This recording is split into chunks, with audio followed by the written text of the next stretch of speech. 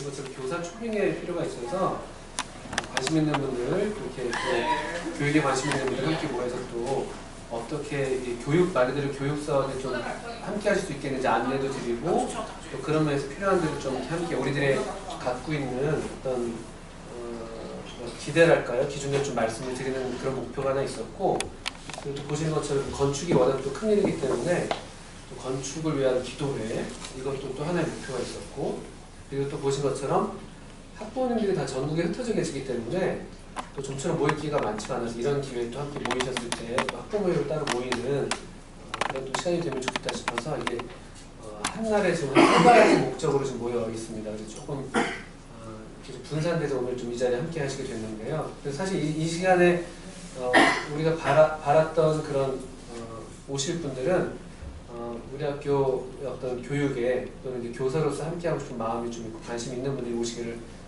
바라는 게 솔직한 마음인데 보니까 다 이미 교육계에서 이미 다 이렇게 오랜 경험을 쌓으시고 이미 은퇴하시고 이제 이러셔서 제가 감히 무슨 말씀을 드릴 수 있을까. 또 저희 좀 송구스럽습니다만 저희 아버지가 또 와 계시고 막 그러시거든요. 저희 아버지가 교사하셨거든요. 무슨 말씀을 이게 지금 이게 무슨 가라신한 제목인가 뭐 이런 생각이 들기도 하는데요. 뭐 좀 이렇게 쉬운 상황은 아닙니다. 오늘 안 오신다고 했대요. 안 오신다고. 아 예. 저희 나중에 따로 맞습니다. 뭐 쉬운 자리는 아닙니다. 다들 저보다 또 워낙에 경험이 많으시고 또 이렇게 교회 안에서나 또 여러 모임을 함께 인생 경험도 그러시고 그래서 뭐 제가 어떤 것들을 뭐 말씀을 드린다기보다 제가 기도하면서 제 간증을 좀 같이 나누면 어떨까. 또 우리 학교에서 이런 마음을 함께 하고 있습니다. 우리 교사들이 이런 마음이고 이런 분들이십니다. 이런 것들 좀 소개를 드리면은 아 디모데 학교는 이런 분들이 와 있는 거구나. 또 내가 오면 혹시라도 내가 또 함께 할 수 있다면 내 주변에 혹시 이런 데 관심 있는 분들이 계신데 아 이 얘기를 들으니까 이분이 오시면 참 좋겠다. 이런 어떤 생각들을 가질 수 있다면 그걸로 충분하겠다 생각이 듭니다. 저는 이제 누가 가르치는가 해서 기독교 학교 교사의 소명과 사명이라는 제목이었습니다. 간단하게 요한복음 21장에서 제가 짧게 배운 교훈들을 좀 이렇게 정리를 해보면서 그리고 한번 저희 학교 선생님들 이야기를 좀 드려보겠습니다. 요한복음 21장 한번 좀 괜찮으시면 좀 펴주시면 그래도 같이 말씀을 보시면 좋겠습니다. 요한복음 21장 15절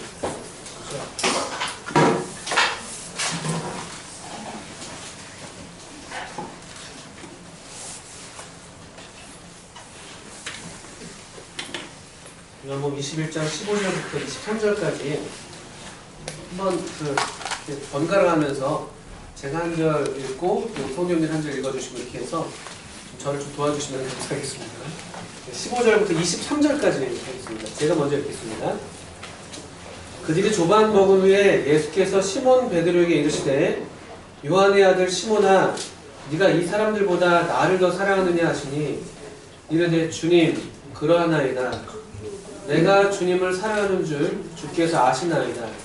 이르시되 내 어린 양을 먹이라 하시고 또 두 번째 이르시되 요한의 아들 시몬아 내가 나를 사랑하느냐 하시니 그러되 주님 그러하나이다. 내가 주님을 사랑하는 줄 주께서 아시나이다. 이르시되 내 양을 치라 하시고 세 번째 이르시되 요한의 아들 시몬아 네가 나를 사랑하느냐 하시니 주께서 세 번째 네가 나를 사랑하느냐 하심으로 베드로가 근심하여 이르되 주님 모든 것을 아시오매 내가 주님을 사랑하는 줄을 주님께서 아시나이다. 예수께서 이르시되 내 양을 먹이라. 내가 진실로 내게 이르노니 내가 선 곳은 스스로 느끼고 원하는 곳으로 다녔거니와 이것은 내 발을 끌리니 남이 내게 느끼고 원하지 않는 곳으로 데려가리라. 이 말씀을 하심은 베드로가 어떠한 죽음으로 하나님께 영광을 돌릴 것을 가리키심이로라. 이 말씀을 하시고 베드로에게 이르시되 나를 따르라 하시니 베드로가 돌이켜 예수께서 말씀하신 그 제자가 있는 을 보니 그는 마장 속에서 예수의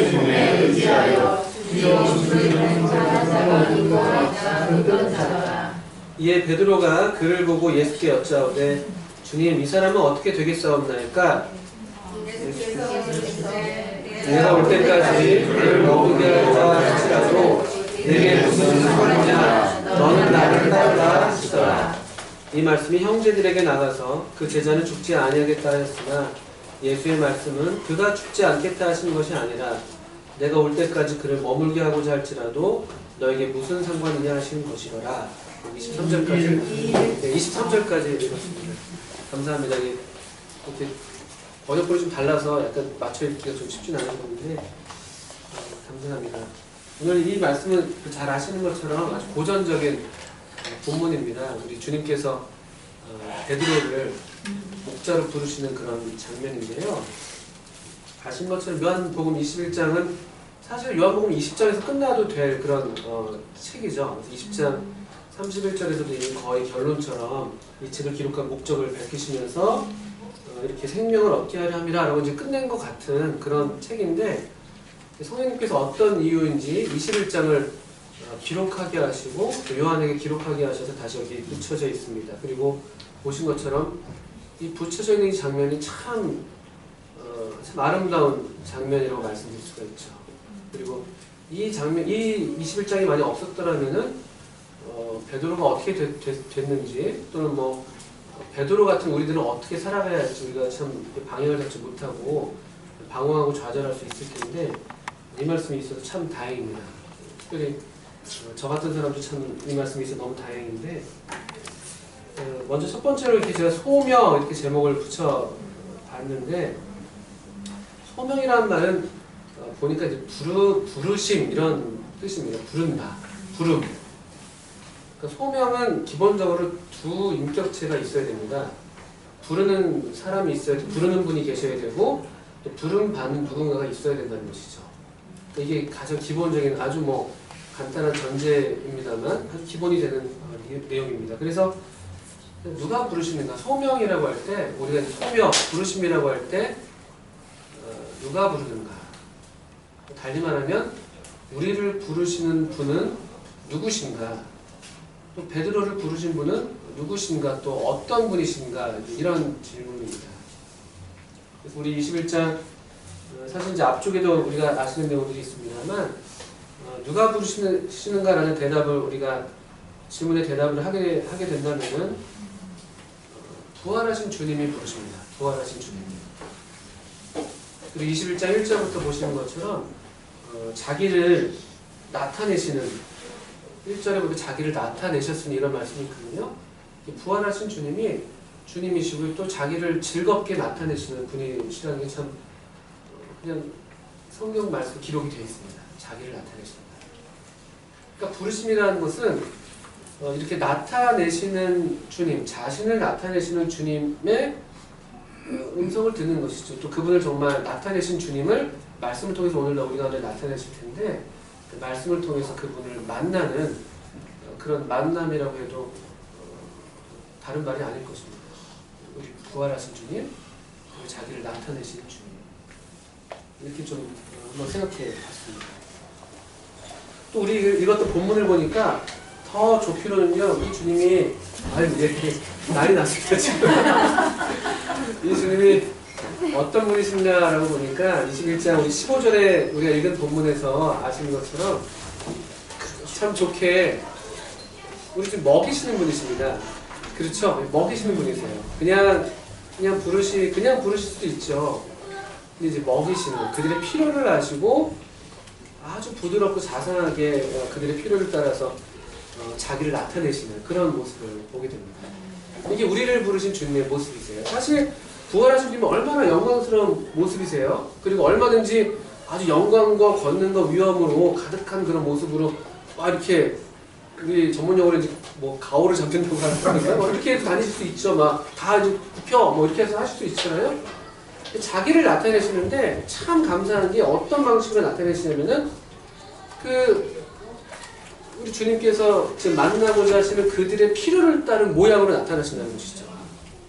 이를테면 앞에 20장에서는 울고 있던 마리아에게는 여자여 어찌하느냐, 누구를 찾느냐, 이런 모양으로 그러면서 이 마리아 이름을 부르시면서 아주 부드러운 모습으로 자기를 나타내시는 것처럼 또 여기 21장 15절에서는 이 베드로에게는 배고플 때 어떤 거 같죠? 아침에 그 필요를 아시고 주님께서 이 아침을 준비하시고 와서 먹으라고 하시는 그렇게 필요를 따라 나타나시는 그런 주님이라는 것이죠. 이게 우리를 부르시는 주님의 모습입니다. 그래서 주님을 부르심을 받는다고 한다는 것은 이런 주님을 따라서 이런 주님과 같은 모양으로 우리가 이제 함께 하는 그런 어떤 지점을 또 가리킨다고 볼 수가 있겠죠.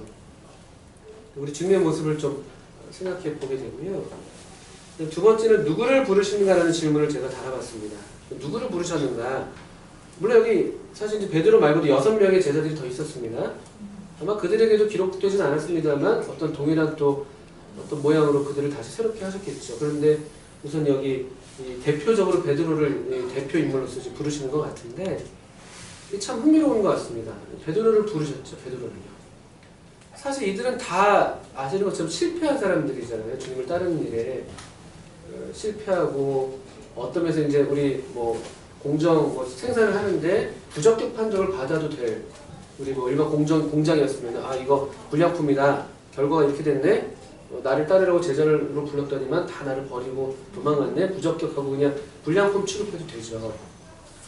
베드로가 그랬고 다른 제자들도 마찬가지인데 주님이 부르시는 사람들이 바로 이런 사람이라는 게 인상적입니다. 특별히 이 목자의 소명, 이 목자 또는 제가 지금 교사로 같이 이것을 이해하고 있는 것인데 사도행전 에베소서 4장에서도 목자와 교사를 부르셨다고 할 때 같은 어떤 그 사람에 대한 다른 칭호로 제가 보고 있는데요. 그런 맥락에서도 그렇고요.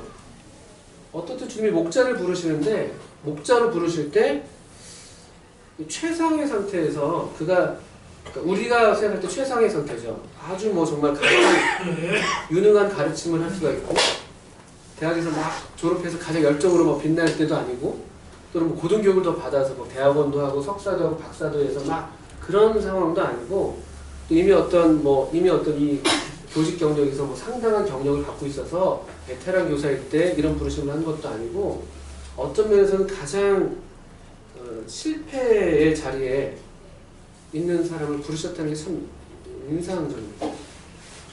그냥 여기서 끝내셨을 수도 있었을 텐데. 그래서 제가 생각해요. 그래서 어떤 사람을 부르시는가, 어떤 사람을 교사로 부르시는가, 또는 우리 기독학교, 우리 기독교 대안학교, 또 기독교 교사로서 어떤 사람이 정말 저 자신한테 하는 질문이죠. 정말 주님이 어떤 사람을 교사로 부르시는가라고 할 때 뭐 이게 단순히 인생의 나보자냐, 뭐 실패자, 뭐 사업하다 실패한 분, 뭐 그런 측면이 아니죠. 정말 어떤 뭐랄까 자기를 자신할 수 없는 자신의 무력함을 뼈저리게 깨달을 정말 내가 아무것도 아니구나라는 것들을 체감한 그런 사람. 아마도 그래서 일반적으로 그런 사람이 세상에서 받는 평가는 약한 사람일 수 있다고 생각이 들어요. 약한. 좀 이렇게 좀 뭔가 이렇게 우리 일반적으로 봤을 때 그렇게 막 세련되지 않을 수도 있고 어쩌면 그런 모습일 수도 있겠다라는 생각도 합니다. 그런데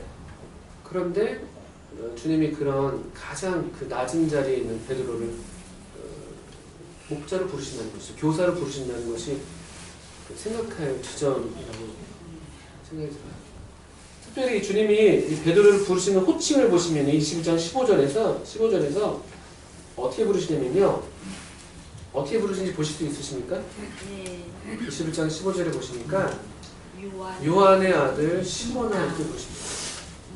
그러니까 베드로에 대해서 여러 이름들이 있죠. 뭐 게바라는 이름, 뭐 시몬, 뭐 베드로, 뭐 이런 등등의 이름들이 있는데 이 베드로의 본명은 이것입니다. 시몬. 그리고 베드로의 출신은 그 요한 또는 뭐 요나라고도 하죠. 뭐 바요나 시모나라고도 하는데요. 요한의 아들 시몬. 이 호칭은 참 흥미롭게도 요한복음에서 딱 2번밖에 사용이 안 됐습니다. 요한복음 1장 42절에 한번 그거 보실까요? 1장 42절에 베드로를 처음 부르실 때의 장면이에요. 1장 42절에 데리고 예수께로 오니 예수께서 보시고 이르시되 네가 요한의 아들 시몬이니 장차 게바라 하리라 하십니다. 게바는 번역하는 베드로입니다. 처음 베드로를 만나셔서 그를 부르실 때 사용된 이 호칭입니다. 그 다시 마지막에 또 한번 베드로를 부르실 때 사용한 호칭이 이것이죠. 그 사이에서는 이 호칭이 사용되지 않았었어요. 그냥 뭐 베드로라는 이름으로 주로 많이 불렸고요. 게바라는 이름으로 많이 불리고요. 요한복음에서는 유독 딱 이 두 장면에서만 이렇게 바요나 요한의 아들 시몬으로 베드로를 부르고 있다는 것이죠. 그 생각해봤어요. 그 바요나 시몬, 요한의 아들 시몬.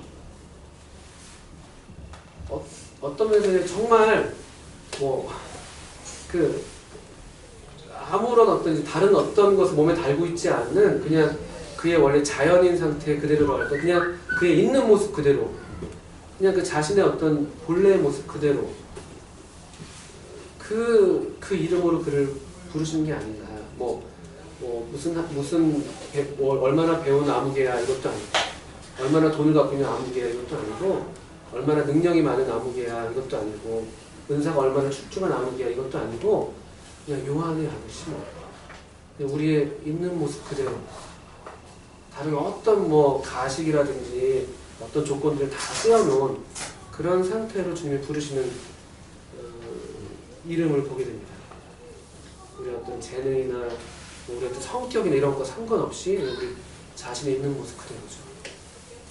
그 상태로 그 사람을 부르신다는 게 인상적입니다. 그런데 그렇다고 그냥 그런 모든 사람이 다 이런 부르심을 받을 수 있겠구나, 그럴 수 있죠. 그런데 주님께서 하나 더 물으시는 일종의 조건이라고 볼 수 있겠죠. 그냥 모든 사람을 다 초대하시는데, 그런데 그 사람에게, 베드로에게 물으시는 질문이 하나 있는데, 그걸 잘 아시는 대로 뭘 물으시죠?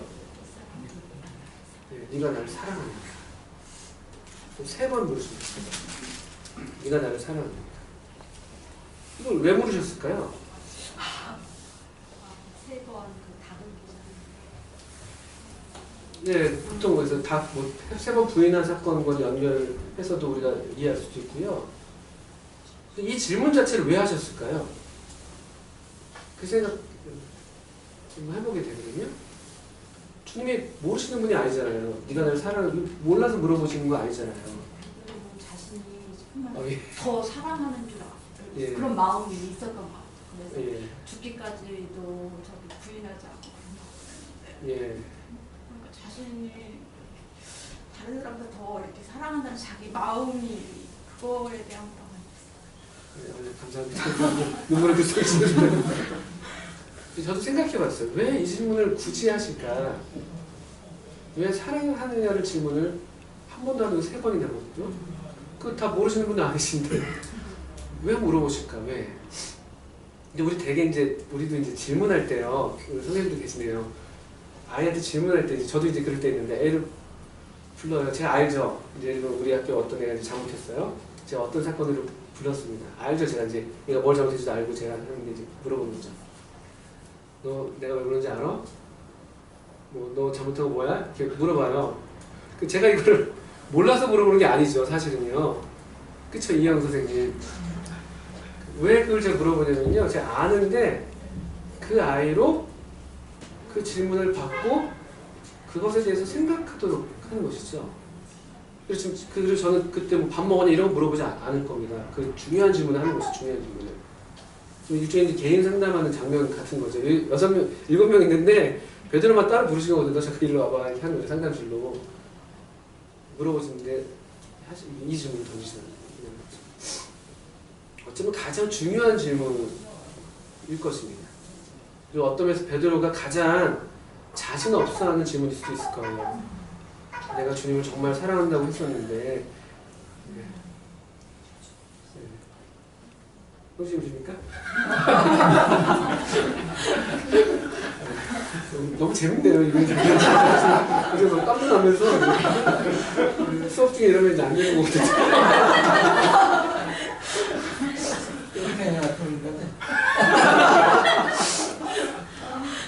상담실로 따로 부르세요. 질문하겠습니다. 제 생각에는 그 베드로한테 어쩌면 가장 자신 없는 또는 정말 피하고 싶은 그런 부분이 우리 물어보는 거잖아요. 베드로가 한참 정말 가장 자신만만하고 누구보다도 주님을 사랑한다고 자부해 있었던 그런 제자였는데 지금 어떤 면에서 가장 비참한 모습으로 자기가 그만큼 자랑한 만큼 그만큼 높아 있었던 만큼 떨어진 낙치가 큰 거죠 사실은요. 그러니까 그 충격도 클 것이고 그 자아가 얼마나 깨져 있겠는가 이런 생각을 하는데 그렇지만 주님이 그 질문 다른 말 하면은 베드로로 하여금 그것에 생각하게 하시는 것이죠. 정말 내가 주님을 사랑한다고 할 수 있을까? 정말 나는 주님을 사랑하는가? 그 질문을 스스로에게 하게 하신 것이 아닌가. 그리고 주님은 그럼에도 불구하고 정말 제가 주님을 사랑합니다. 베드로가 부인하지 않았어요. 근데 우리 보통 생각 같으면 그냥 부인할 그냥 일단 막 그냥 그것도 교만이죠 사실은요. 막 이렇게 나는 안 돼 뭐 이러면서 막 할 수 있는데 베드로가 곰곰이 생각했는데 주님 그렇습니다. 그러니까 아무리 해도 자기가 주님을 사랑하지 않은 건 아닌 거죠.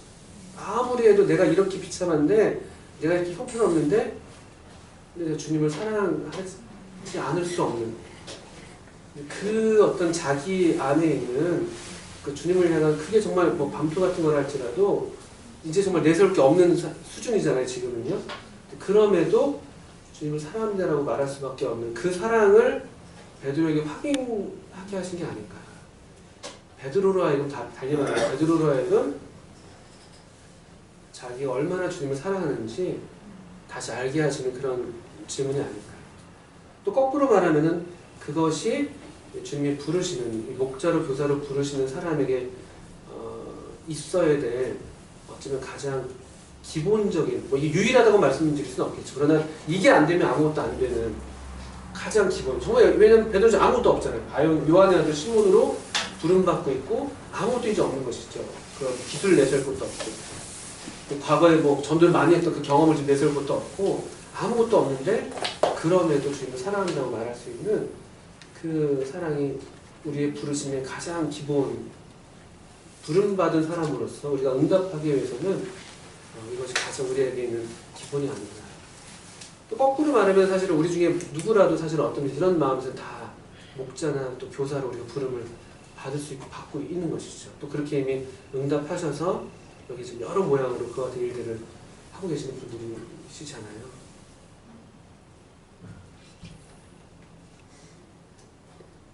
제가 한번 그래서 우리 선생님들을 어젯밤에 좀 생각해봤어요. 여기 와 계신 선생님들이 지금 계시잖아요. 우리 디모데 학교에. 어떻게 말해야 될까요? 교장 선생님 교육 전문가 아니세요. 또 사실입니다. 교육가, 우리 일반적인 말씀을 드리자면요. 나중에 물론 공부를 하셨죠. 참 그것도 대단하십니다. 생각하는 거예요. 근데 그분, 우리 또 교장 선생님, 그렇지만 또 사실은 여기 오지 않으셔도 얼마든지 또 번성한 교회에서 또 이미 충분하게 주님을 섬기고 계셨고 생각하는 거예요. 우리 교감 선생님 어떤 선생님 계시거든요. 교감 선생님 계시는데요. 그냥 이제 정말 진리도로 아이들을 지도하셨어요. 30년 넘게 지도하시고 명퇴하시고 노후를 더 주님을 위해서 더 얼마든지 다른 모양으로 쓸 수가 있는데 생각하는 거죠. 생각해봤어요. 저 선생님들.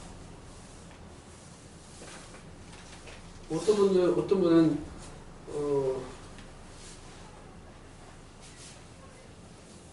뭐라고 말씀드려야 될까요? 하여튼 교사 자격증이 따로 있지는 않으세요.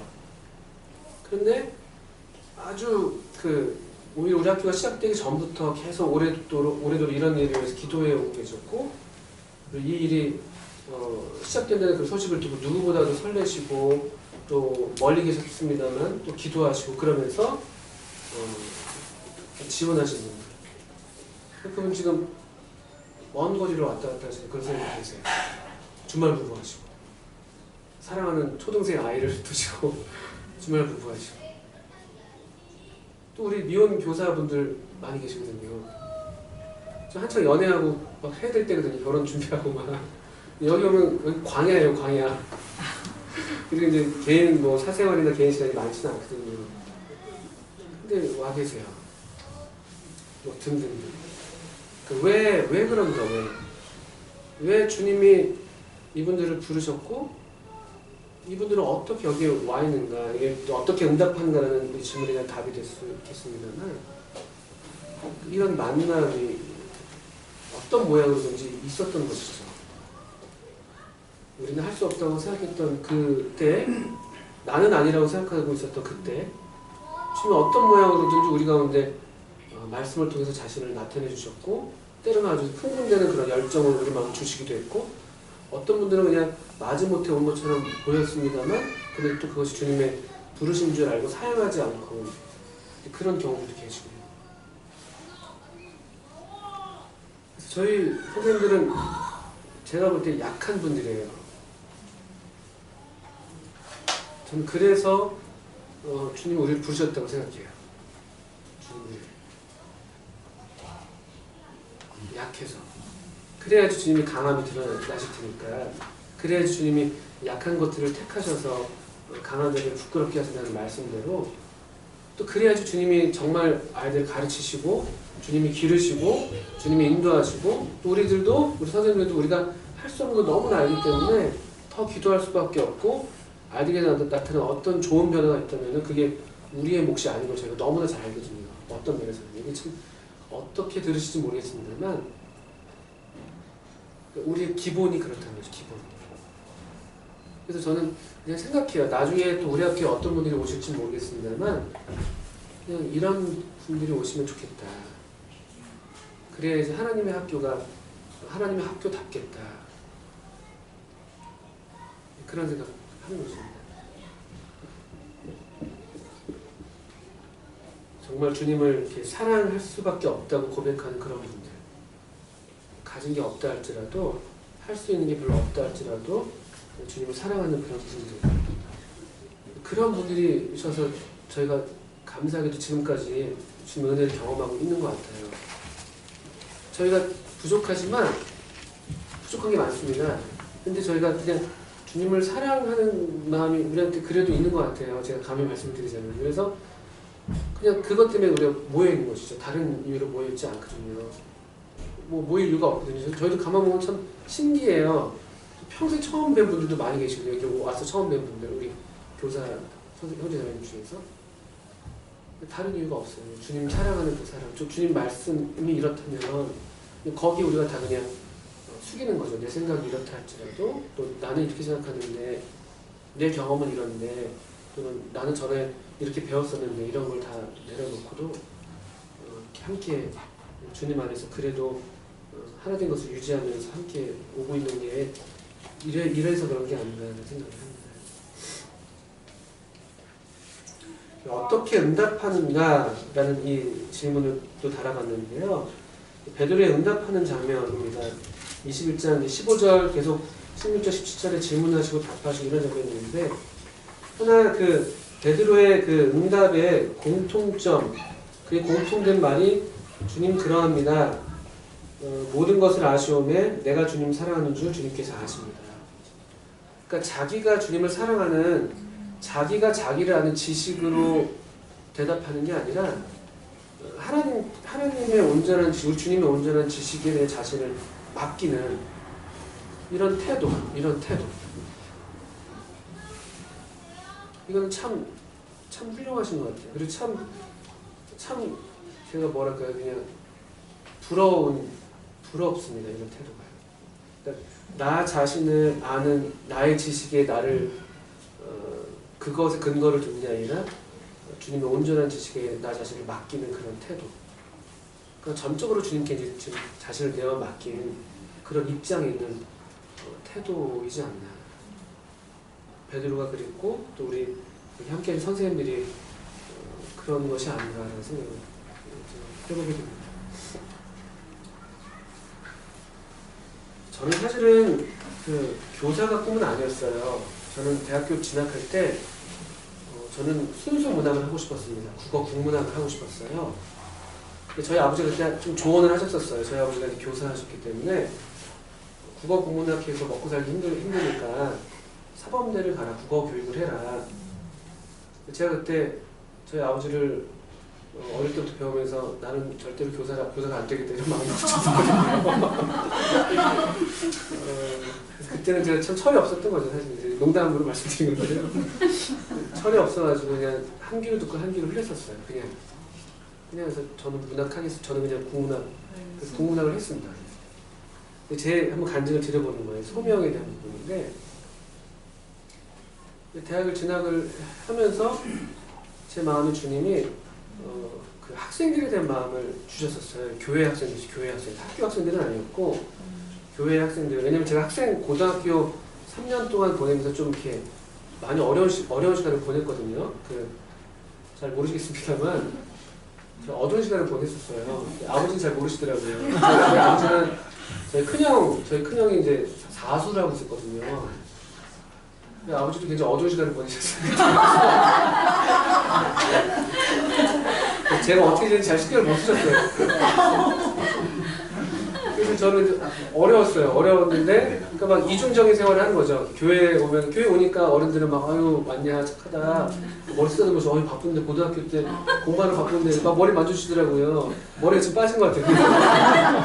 빠졌어요. 근데 또 학교 가면 막 엉망진창인 거거든요. 아마 모르긴 몰라도 많은 학생들이 그럴 거예요. 우리 교회 다니는 많은 학생들이.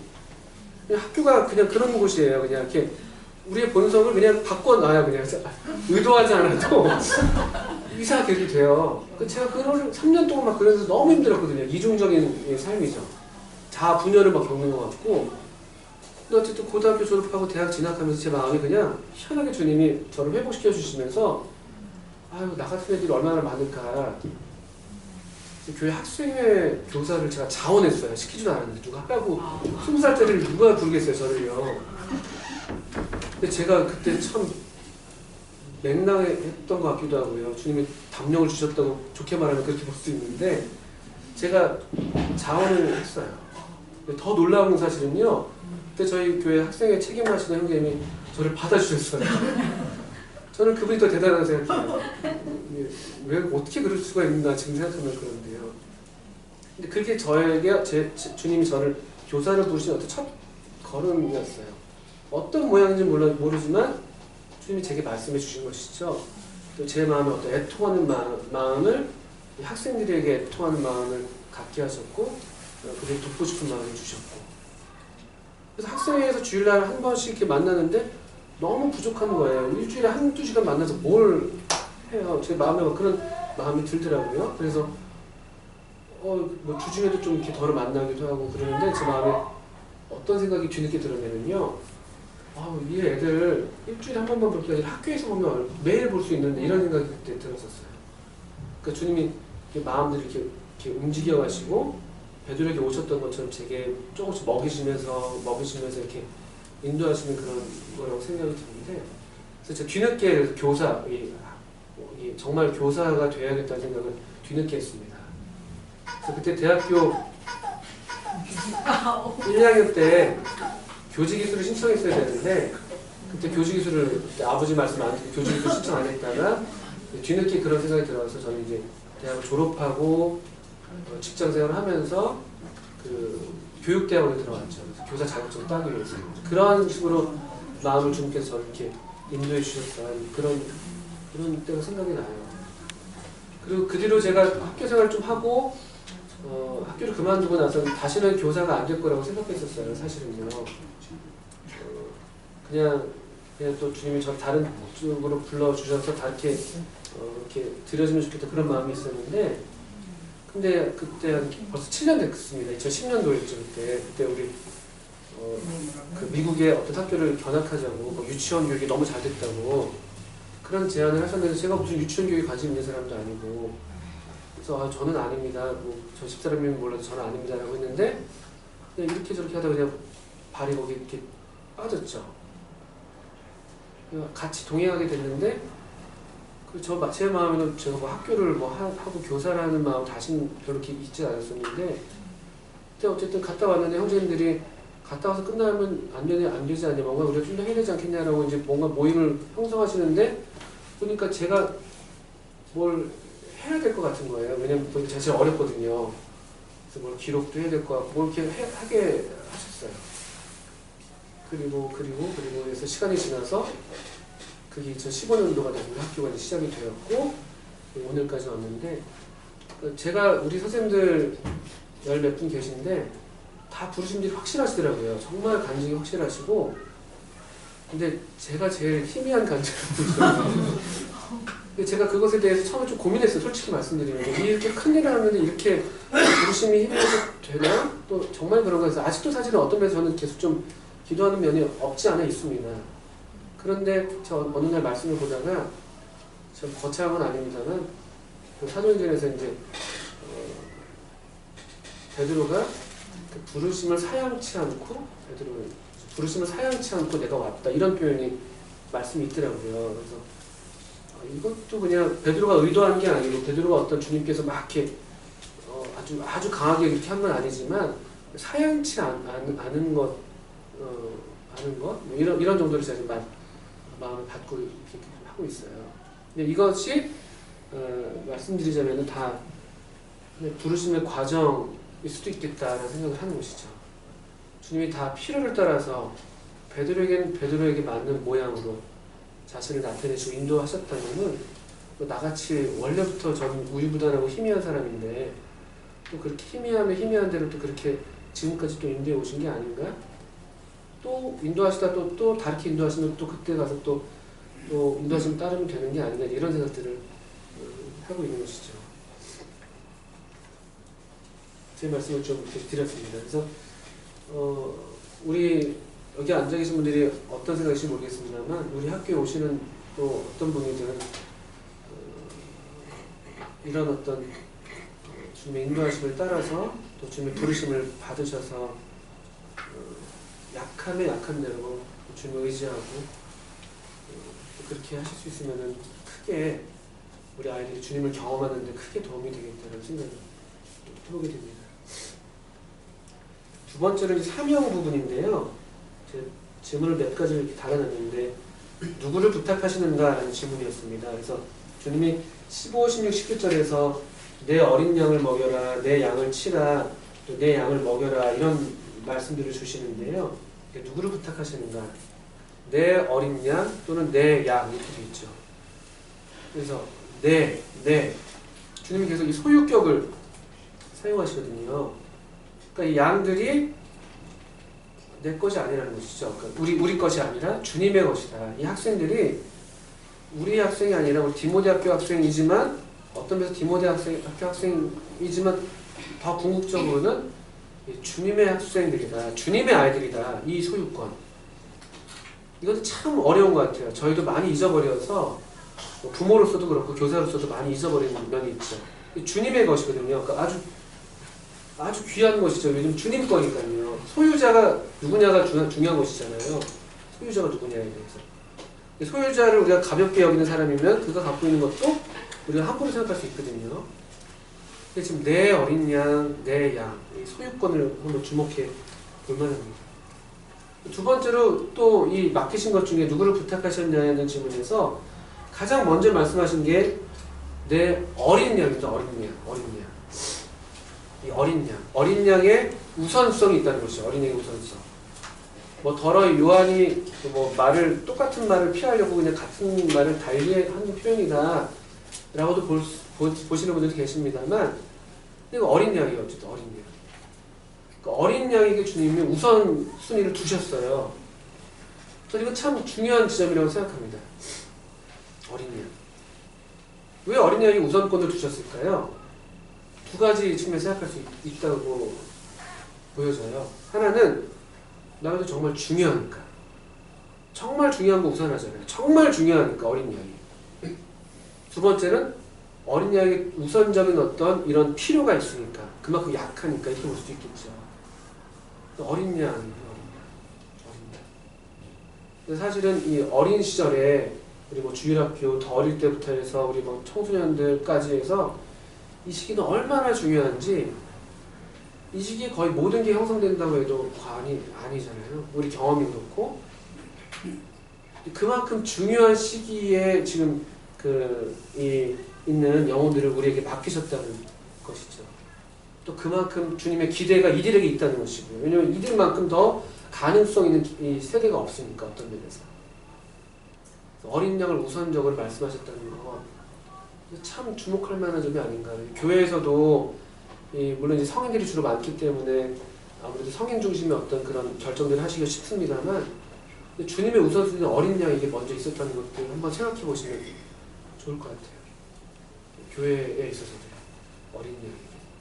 그래서 교회 교육부서들, 주일학교, 학생회, 청년회. 그리고 가장 소외받는 부서는 학생회예요, 학생회. 중고등부. 주일학교는 어리다고 해서 또 많이 신경 쓰세요, 실제로요. 애들 또 반응이 좋으니까 막 투입되는 대로 막 나오니까. 근데 학생들은 참 어렵거든요. 교회에서도 어렵고, 이 사회적으로, 교회적으로나 사회적으로 학생들이 가장 이게 소외계층인 것 같아요, 제가 볼 때는.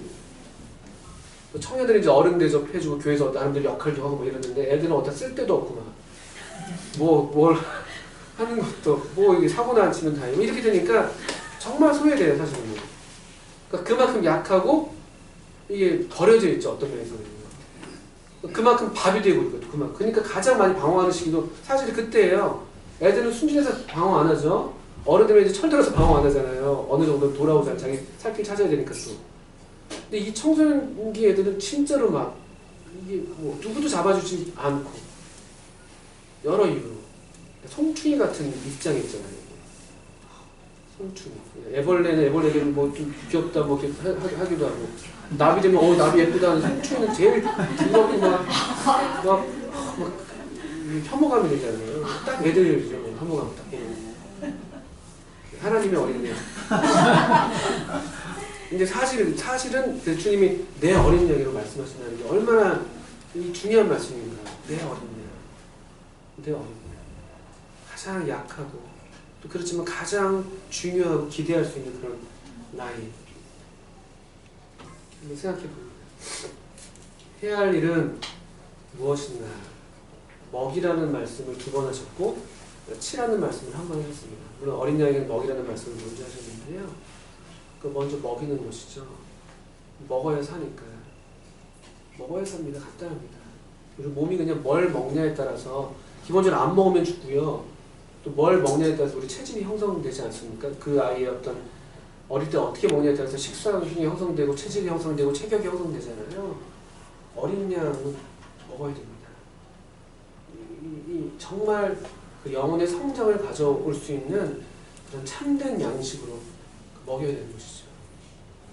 기본적으로 하나님의 말씀을 잘 그들이 소화할 수 있도록 먹여야 되고 또 친히 양식이 되신 우리 주님을 먹을 수 있도록 해야 되고 주님을 누릴 수 있도록 이 먹이는 거. 그러니까 이 일은 사실 쉬운 게 아니잖아요. 우리 이 먹이라는 말은 굉장히 부모, 어머니 같은 말이잖아요. 부모들이 자식들한테 밥을 한 번 먹이고 마는 게 아니잖아요. 정말 특식 막 차려놓고 오늘 밤 먹고 죽자 이렇게 해서 막 온 집안의 가산을 다 털어가지고 막 성대한 잔치를 해놓고 다음날부터 안 주는 거 아니잖아요.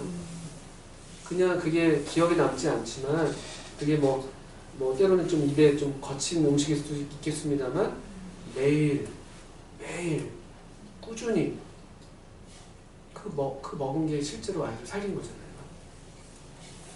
아이들이 가끔 그런 얘기해요. 또 어른들도 그런 얘기 하는데 학생 때 선생님이 가르쳐주고 하나도 기억 안 나는데요. 맞죠? 근데 뭐가 기억나요? 뭐 선생님이 놀아준 거, 뭐 선생님이 뭐 맛있는 거 사준 거 이런 거 특별한 거 기억하는 게 너무 당연하죠. 그래서 이제 지나쳐서 그래서 뭐 다 별 필요 없다 이런 얘기 해요. 근데 저는 절대 아니라고 생각합니다. 애들이 기억하는 거 자기 생일날 맛있는 거 먹고 기억하겠죠. 또 애들이 기억하는 거 뭐 어디 놀러 가서 뭐 재밌게 놀고 그게 더 기억에 남는 건 맞죠. 근데 그 아이가 지금 오늘날 살게 하는 건 무엇이냐? 기억 안 나는 그 매일 먹은 밥들이잖아요. 이 선생님들이 특별한 가르침을 주지 않는다 할지라도 이 양식이 되는 그런 가르침들을 사실은 매일 주고 있는 것이죠. 그러니까 애들 얘기해요. 너무 많이 듣는다? 저는 아니라고 생각합니다. 더 많이 먹여도 괜찮다. 특별히 하나님의 말씀에 대해서는 더 많이 먹어야 된다. 절대 시간이 부족해요. 절대 시간이. 그러면서 말씀을 먹이는 이 어린 양을 먹이는 일을 주님께서 우리에게 부탁하셨습니다. 지속적인 사랑의 수고가 동반되는 일이죠. 매일같이 밥을 차려야 되는 일이고 티도 안 나고 누가 기억해 주지도 않고 어떨 때 먹기 싫다고 투정만 받기도 하고 그런데 계속 먹여야 되는 그런 일을 또 우리가 해야 될 일인 것입니다. 한 말씀만 더 드리고 마쳐야 될 것 같습니다. 최종 목표점만 말씀드리겠습니다. 교사는 최종 목표점이 무엇인가, 교사로서 최종 목표점이 무엇인가 좀 생각해봤어요. 디모데학교 교사로서 최종 목표점이 무엇일까? 저 교사인 저 개인으로서 물론 아이들과 관계된 목표를 얘기할 수 있습니다. 아이들이 정말 기대하거든요. 하나님을 정말 경외하고 말씀을 정말 순종하고 그래서 드려진 삶을 사는 어떤 모양이든지 간에 자기 은사와 재능을 따라서 그런 정말 하나님을 사랑하는 그런 사람이 되기를 제가 기대합니다. 그게 최종 목표점일 수 있죠. 목표일 수 있습니다. 아이들과 관계에서는요. 그런데 주님께서 이 말씀에서는요. 최종 목표점을 제시하는 게 양들이 어떻게 될 것에 대해서 얘기하지 않으세요. 제가 볼 때는요. 그래서 네가 양을 먹여서 이렇게 해라 저렇게 만들어라 양이 더 살찌게 해서 어떻게 해라 이런 건 뭐 이미 알고 있기 때문에 그래서 생략하셨는지 모르겠습니다만 사실 양들은 제단으로 가는 게 가장 영광스러운 그 죽음일 거 아니겠어요. 사실은 제단으로 드려지는 게 양은 그렇다 손 치는데요. 여기서 주님께서 베드로에게 이런 부르심 가운데 그가 가도록 그가 마침내 도달해야 될 어떤 최종 지점 또 그가 항상 향해야 될 방향으로서 목표로서 제시하시는 말씀이라고 이해되는 게 저는 이렇게 이해됐습니다. 19절과 21절, 22절에 반복되는데요. 주님 하신 말씀이 있어요. 나를 따르라. 나를 따르라. 저는 우리 교사로서 최종 목표점도 우리가 가르치는 아이들이 어떻게 될 것을 기대하는 것도 우리가 물론 생각하는 것이 있습니다만 궁극적으로 우리 자신이 저 자신이 주님을 따르는 것이죠. 그게 어떤 모양이든 그게 끝끝내 계속 이런 목자와 교사로서의 모양이든 또 다른 형태의 모양이든 주님이 이끄시는 대로 따라가는 나를 따르라. 이 말씀 참 좋습니다. 그래서 어떤 때 가끔 저는 어떤 선생님들이 우리 학교 선생님은 아니겠습니다만 저는 뭐 이 학교 뭐 우리 아이들 위해서 죽을 각오도 돼 있어요. 뭐 이러면 엄청 부담스러워요. 그래서 뭐 이 학교를 위해서 뭐 내가 한번 불태우겠습니다. 너무 막 그러진 않으셔도 될 것 같아요. 제가 볼 때는요. 그렇게 그러지 마시고 그냥 주님을 따르시는 마음으로 오시면 참 좋겠다.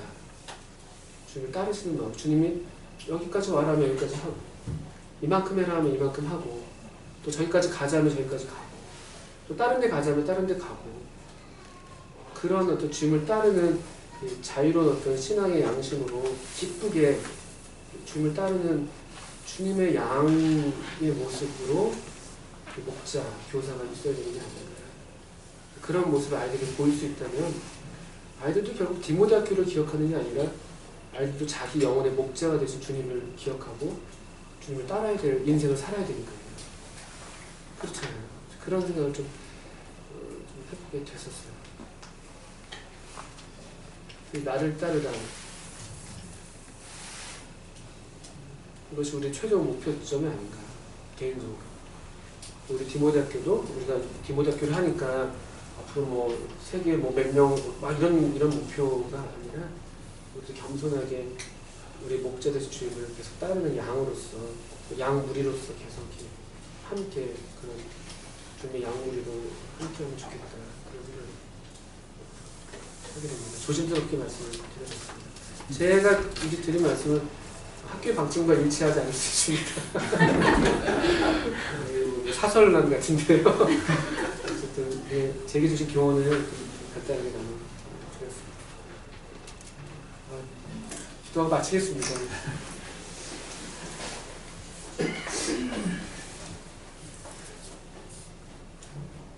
하나님 아버지 감사합니다. 참 우리 가운데 놀랍게 주님께서 일하시는 것을 보게 될 때 참 주님을 더 기대하게 되고 또 주님을 더 사랑하는 마음으로 따르기를 원하는 것을 고백합니다. 또 우리 가운데 이런 이미 앞서서 주님을 따른 귀한 주님의 종들을 두셔서 우리로 잘 보살핌을 받게 하시고 또 이때까지 우리 영혼을 위해서 수고해 주신 그 수고를 따라서 우리로 이만큼 또 자라게 하신 귀한 은혜를 생각할 때 또 감사를 드립니다. 또 이렇게 우리 양물의 본으로서 앞에 계신 우리 귀한 분들을 또 생각하게 되었고 또 우리도 동일하게 우리 목자님 되신 주님을 따라서 주님의 양으로 계속 주님을 따르고 주님을 섬기고자 이 자리에 모여있는 것을 주님 아시겠습니다.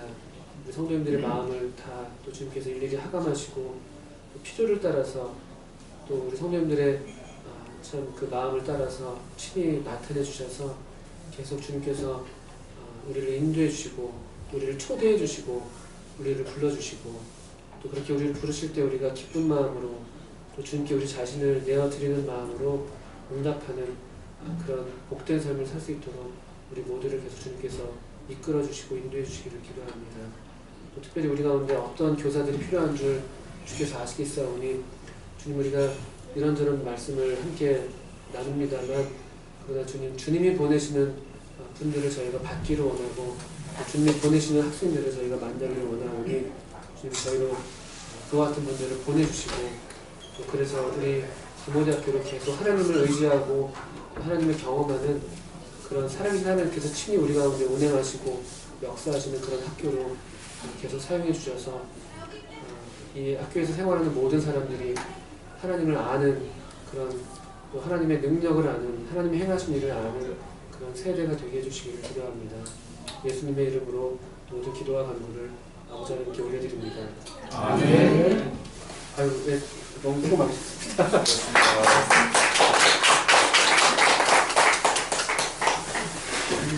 스타일이 하나 있는데. 네, 혹시 뭐 질문이나 좀 이렇게 제안하실 거라도 자유롭게 좀 말씀해 주시는 시간이 원래 있었습니다.